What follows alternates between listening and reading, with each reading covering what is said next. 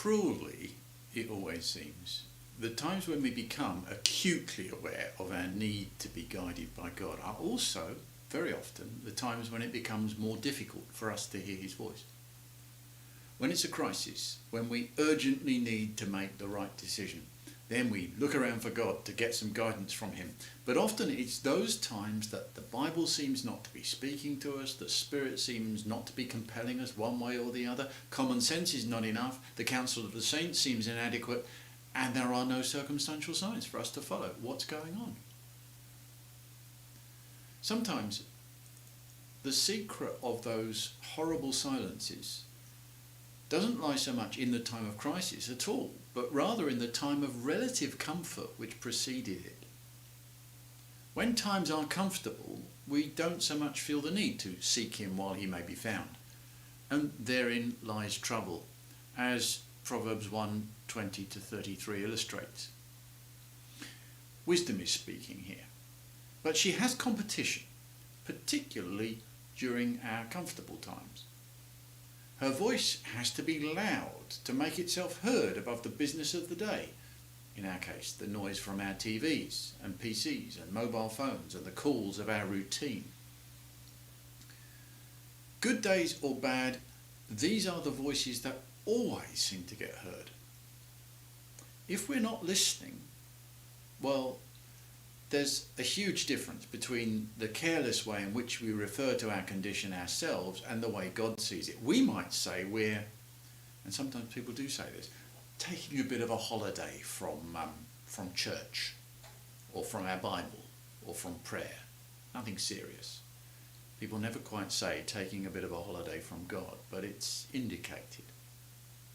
Now that's not the way that wisdom sees what's going on in this passage.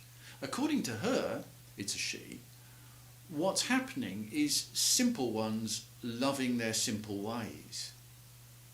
I'm doing things my way, I'm getting what I want, no need for asking for guidance, why make it more complicated? Thank you, all is well.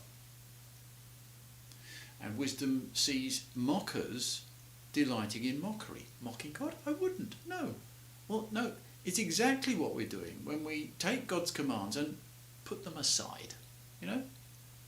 I might do that, God, but first I'll just not do it and see if I get away with not doing it. And oh, look, I am getting away with not doing it.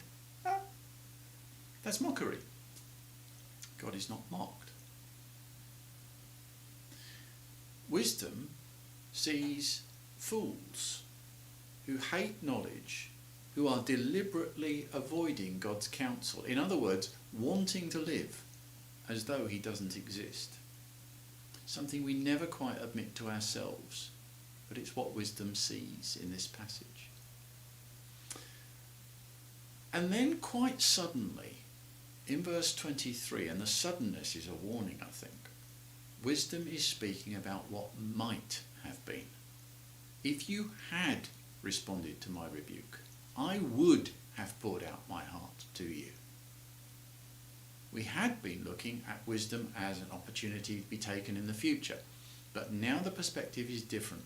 We are looking at what might have been. At once it becomes apparent that we were wrong to believe that we could sort of grow cold on God and it would be nothing personal. We have, again, this is wisdom's perspective, we have rejected when she called, ignored it when wisdom stretched out her hands to us. That's personal. We can't deny it.